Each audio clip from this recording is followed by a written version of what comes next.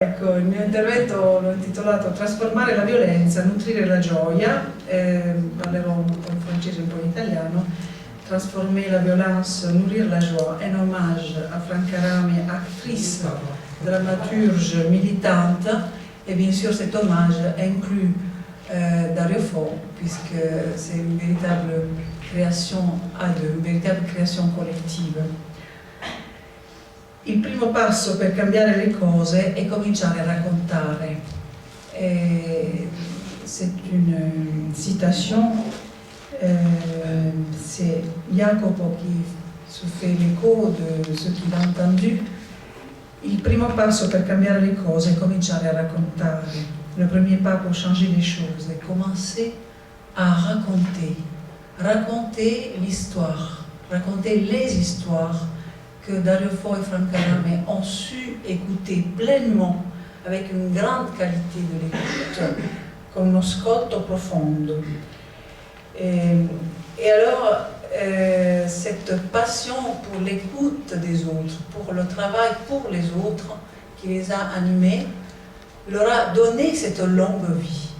Et encore une fois, je vais citer Jacopo Fo, le fils de Dario Fo et Franca Rame, qui très touché par les événements et la mort de son père, est devant le Duomo di Milano et il dit la passione per l'arte, l'amore per la gente sono medicine.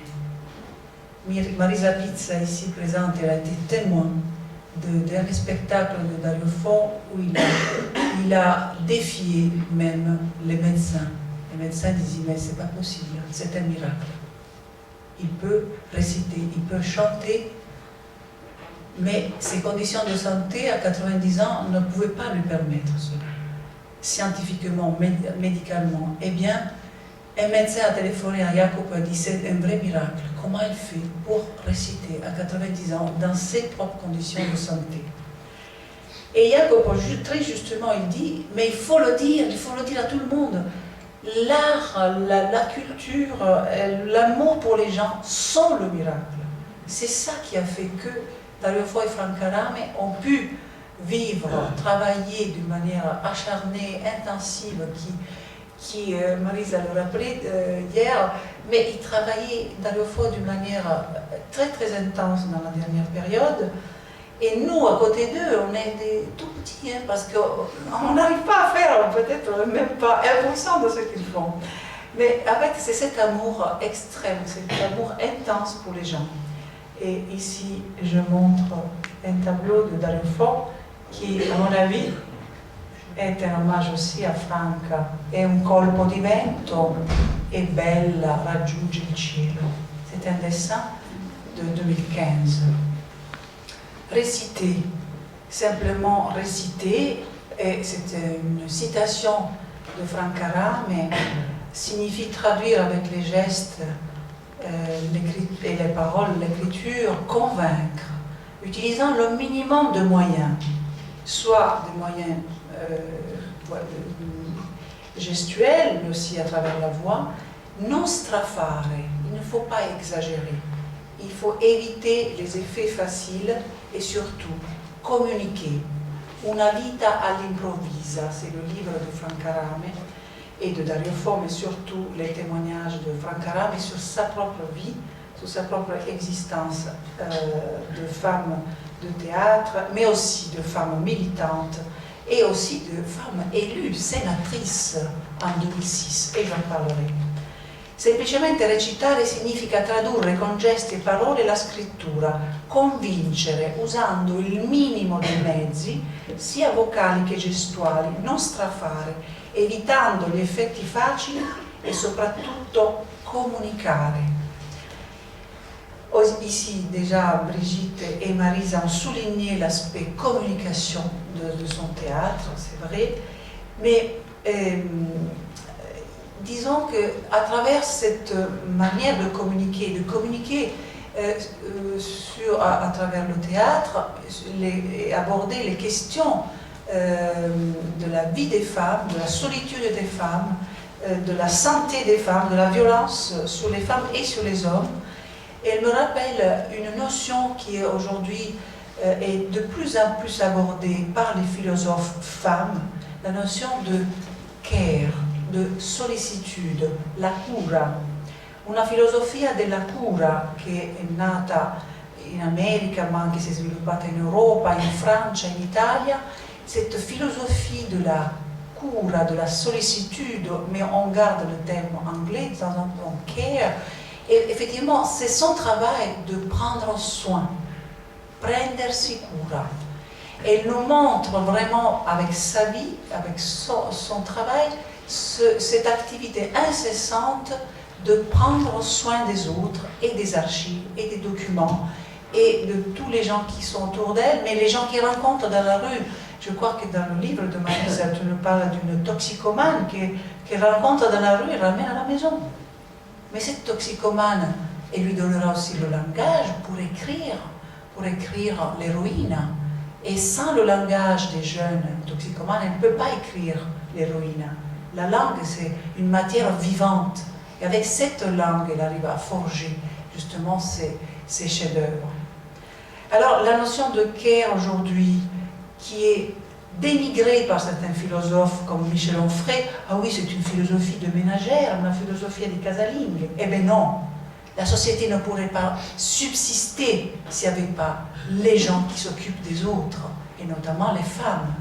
Ici présente, il y a Sondes, qui au fond, qui travaille sur l'écoféminisme, et elle vient d'écrire un article sur le care, sur cette possibilité, cette activité incessante, invisible, le travail des femmes et de ceux qui s'occupent des autres, pas seulement les femmes, mais ceux qui s'occupent des autres, c'est un travail invisible qui permet à la société d'exister.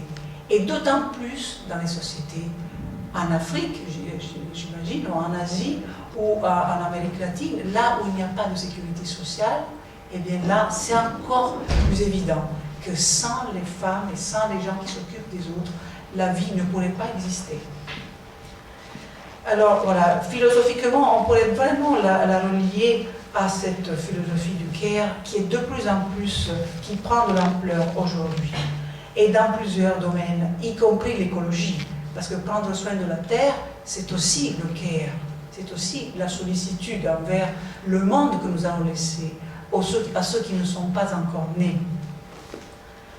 Alors, les thématiques de Frank Harame, nous avons déjà vu des extraits magnifiques choisis.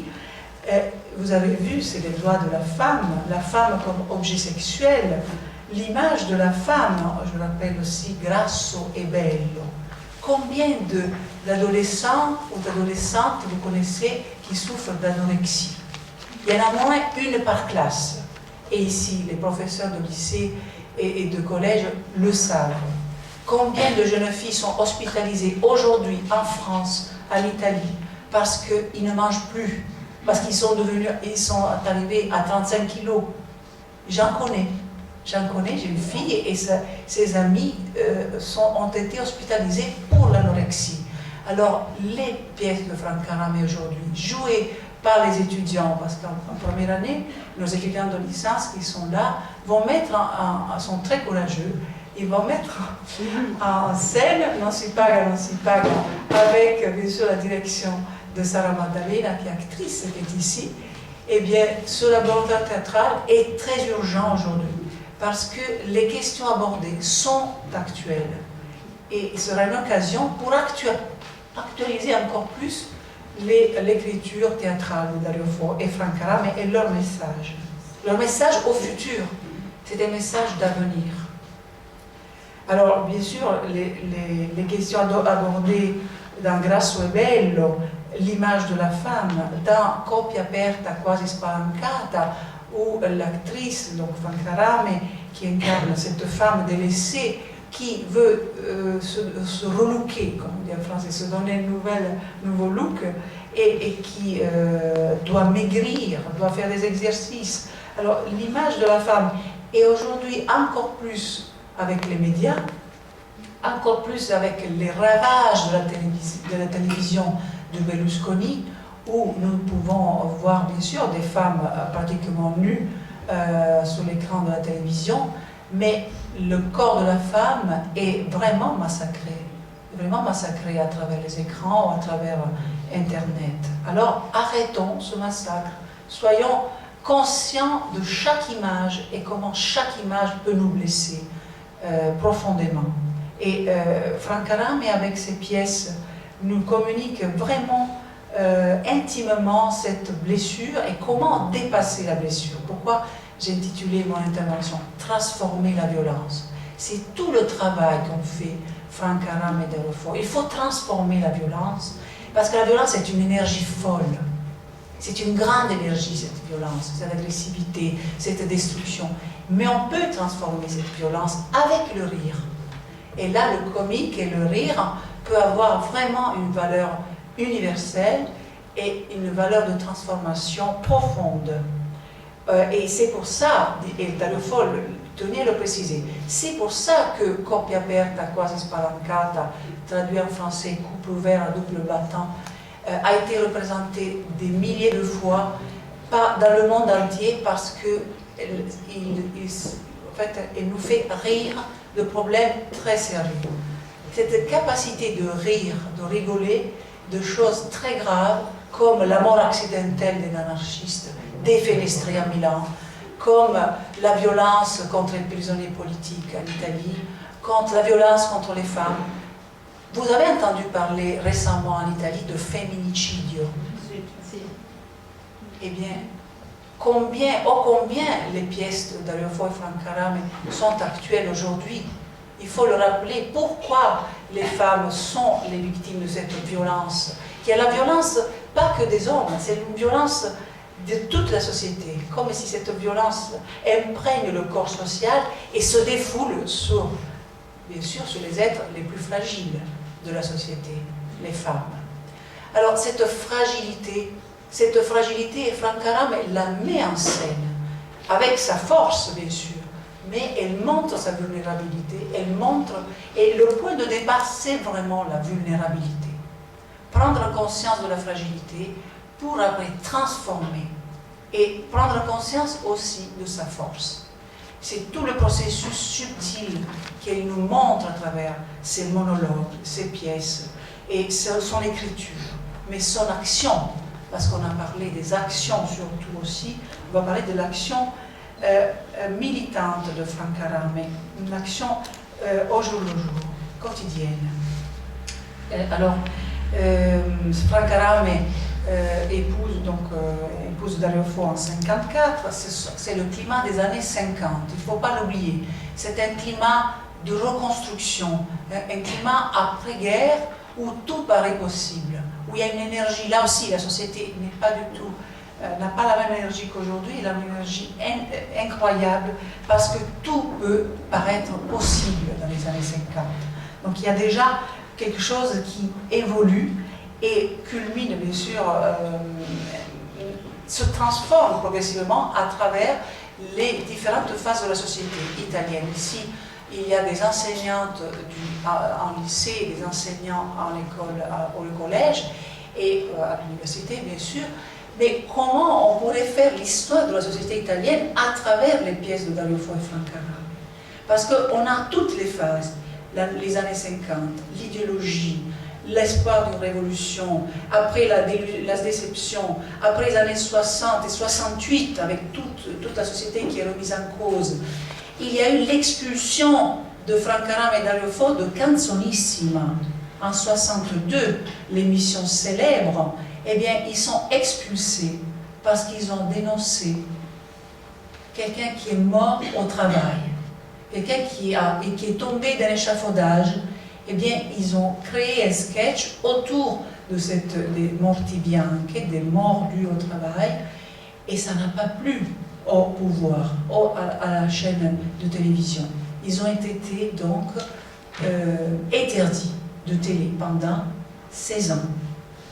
Donc ils ont payé cher leur engagement, il ne faut pas le dire, il ne faut pas l'oublier, parce que pour des acteurs, être exclus de la télé pendant 16 ans, c'est beaucoup, énorme. Mais ils ont gagné dans les théâtres, dans les palasports qui étaient qui étaient pleins de gens, et donc ils ont gagné en estime, en dignité, parce qu'ils ont porté pour la première fois à la télé la question des morts dues au travail, dû à l'insouciance des employeurs qui ne mettaient pas des barrières aux échafaudages afin que les ouvriers ne tombent pas. Parce que les ouvriers, comme le rappelle Dalefort, ne peuvent pas voler, ne savent pas voler, et donc ils tombent. Alors voilà, c'est quand même quelque chose qui nous montre bien la société italienne des années 60, qui ne veut pas entendre parler de mort au travail, et surtout qui ne veut pas entendre parler de mafia. Parce qu'ils se sont permis aussi à la télé de parler de la mafia, mais la mafia n'existe pas. Parce que le gouvernement ne voulait pas entendre parler d'une mafia en Italie, et il n'existe pas la mafia. Et alors Franck Arame et Dalefort ont aussi consacré un sketch à des menaces qui touchent les journalistes, touchent les familles provenant de la mafia. Donc ils ont affronté des questions brûlantes qui ne plaisaient pas du tout aux médias publics, l'ont payé cher, mais ils ont quand même gagné ce public merveilleux qui les a suivis avec leur comique un peu surréaliste. Parce que finalement, la rencontre, c'est vrai qu'ils se sont embrassés, il bacio, mais la vraie rencontre, peut-être invisible, mais entre Franck Arame et Dalefort, c'est le rêve. Quand Franck Arame et Dalefort vont manger ensemble la première fois qu'ils sortent ensemble, Dalefort commence à rigoler, à faire des blagues, mais des blagues complètement surréalistes. Alors après il dit, mais peut-être je t'ennuie. Ah non, non, non, continue, Franck Arame, parce que c'est le surréaliste, c'est le surréel qui m'intéresse. Donc ils se rencontrent, et Marisa pourra me le confirmer, vraiment sur l'élément surréel. Et il y a des comiques aujourd'hui qui ont continué, même Benigni par exemple, il y a ce comique un peu surréel, mais voilà, mais il y a d'autres comiques, mais il y a cet aspect rêveur qui ne les abandonnera jamais dans les spectacles les plus durs, sur les questions les plus brûlantes de l'actualité italienne. Il y a toujours ce côté rêve, le rêve. Et c'est le rêve qui les unit, puisque Dalefort le disait, mais je rêve de ma femme toutes les nuits. Je parle avec elle. Je parle avec elle, je suis athée, mais je dois le dire, je parle avec ma femme toutes les nuits. Et Marisa peut le confirmer parce qu'elle était très proche de Dalefort, elle a préparé le dernier spectacle avec lui. Et c'est très émouvant de voir aussi Jacopo qui se rappelle de ce détail de son papa qui tous les jours parlait avec Franck Arame dans le rêve ou dans la pensée, puisqu'elle était avec le corps mental de Franck qui était présent, qui est ici encore présent aujourd'hui. Donc voilà le rêve pour dire que la mort n'existe pas. Ils ont transgressé beaucoup de tabous, mais ce tabou dans la société contemporaine qui veut la rationalité, qui veut voir la mort d'une certaine manière et qui l'expulse de la vie quotidienne, eh bien la mort est bien là. Mais la mort n'existe pas, dans le sens où il y a une transformation, et Dalefort l'a très bien incarné en parlant aux médias, en disant oui, je parle avec ma femme toute la nuit. C'est encore un tabou, et qu'il transgresse en parlant ainsi, et en parlant de manière totalement sincère et ouverte. Cette grande sincérité qui a été évoquée justement tout à l'heure, elle est toujours là. Alors bien sûr, dans les œuvres de Franck Arame, il y a beaucoup de références au manque d'informations au niveau de l'éducation sexuelle. Et là, on voit bien qu'il y a une grande évolution de la société. Aujourd'hui, on pourrait dire que ces pièces de théâtre peuvent paraître datées, parce qu'aujourd'hui, au contraire, il y a beaucoup de liberté sexuelle.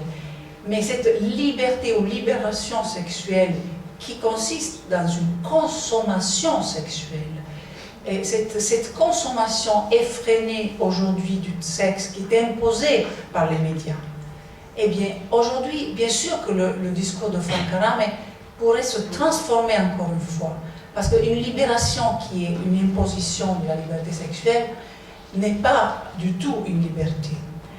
Et alors, voilà, il y a des thématiques qui ont été au cœur des pièces de Franck Arame et qui peuvent aujourd'hui trouver encore un autre impact sur la société contemporaine. Et Pasolini, d'ailleurs, il était vigilant, il disait attention, cette liberté sexuelle n'est pas vraiment quelque chose qui est une conquête véritable de liberté, mais cache encore quelque chose derrière, cache une volonté de consommation. Puisque si le mari divorce, il y a 2 foyers, il y a 2 agences immobilières qui vont gagner. Il y a le divorce, il y a 2 avocats qui vont gagner. Il y a 2 cartes de crédit.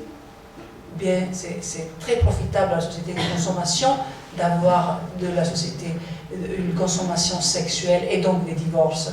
Je vous rappelle le slogan de AOL, isolez-vous parmi vos proches. Isolez-vous parmi vos proches. Isolatevi all'interno della famiglia. Vous avez votre portable, votre PC, vous êtes en train de draguer quelqu'un sur Internet, votre femme est là, oui, oui, c'est prêt, oui, j'arrive chérie. Il est en train de draguer sur Internet. AOL, isolez-vous parmi vos proches. Parce que ce diktat de la société de consommation nous impose aussi la consommation sexuelle. Et ça aussi, ça aurait fait une belle pièce de théâtre. Eh bien, peut-être il y en a déjà. Mais en tout cas, c'est sûr que ce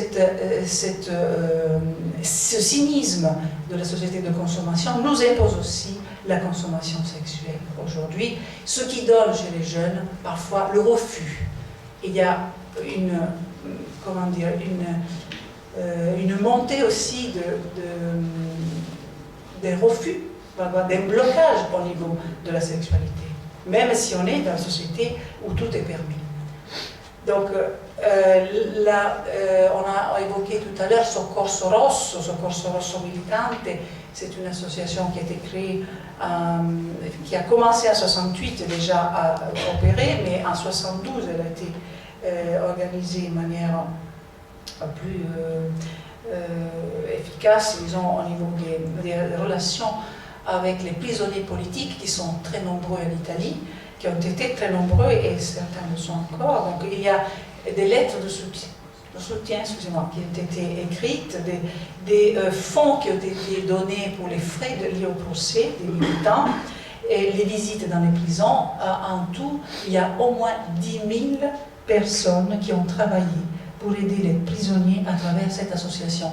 C'est Franca Rame et Dario Fo. C'est un travail au quotidien, à côté de ceux qui sont exclus, qui sont les plus fragiles au niveau social. Alors, dans les pièces, on retrouve aussi la dénonciation de la violence des forces de l'ordre. Dans la pièce que nous allons mettre en scène, Non si paga, non si paga, une référence aux interventions de la police. Il y a aussi une référence aux morti di Reggio Emilia. Alors, les services secrets italiens ont œuvré main dans la main avec la CIA, et à partir de ces services secrets, des personnages très louches ont donné des ordres pour que Dario Fo soit arrêté, pour que Franca Rame soit violé. Donc c'est des choses très précises et bien décidées, disons, de manière rationnelle et cynique. Parce que, justement, on était dans une période où l'Italie pouvait basculer.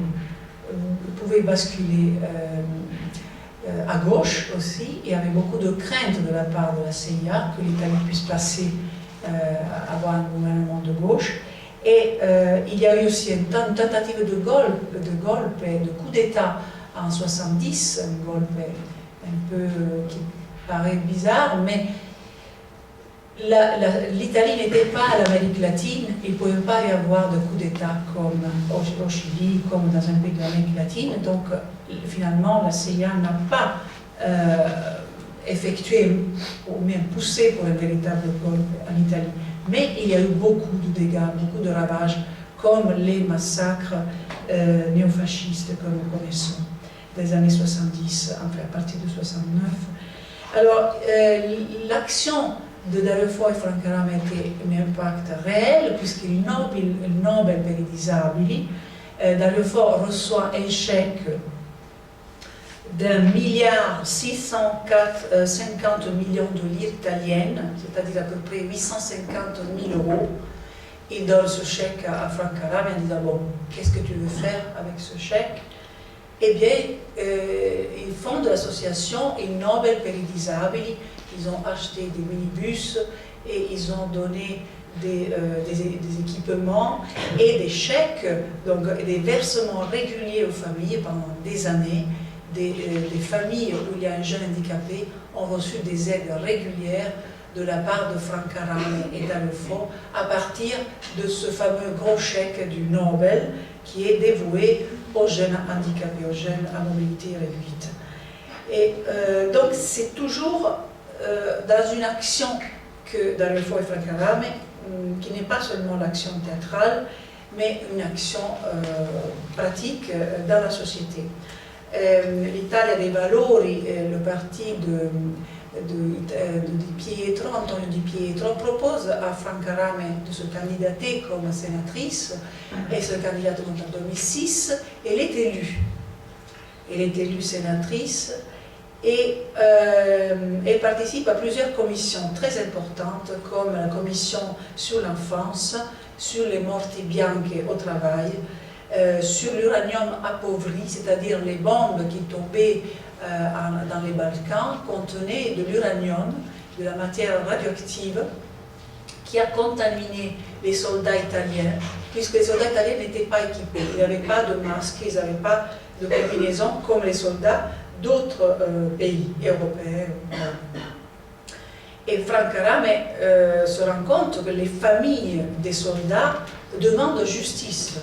Ces soldats sont morts de leucémie, sont morts de différentes pathologies liées à l'uranium qu'ils ont absorbé lors de cette action de guerre, ou de paix, comme on dit, dans les Balkans. Alors, Frank Harame demande une reconnaissance. Elle a voté pour l'action de la guerre, mais au moins que les familles des soldats soient entendues et que les soldats soient pris en charge par les médecins et que ce soit reconnu comme une maladie liée à l'intervention militaire.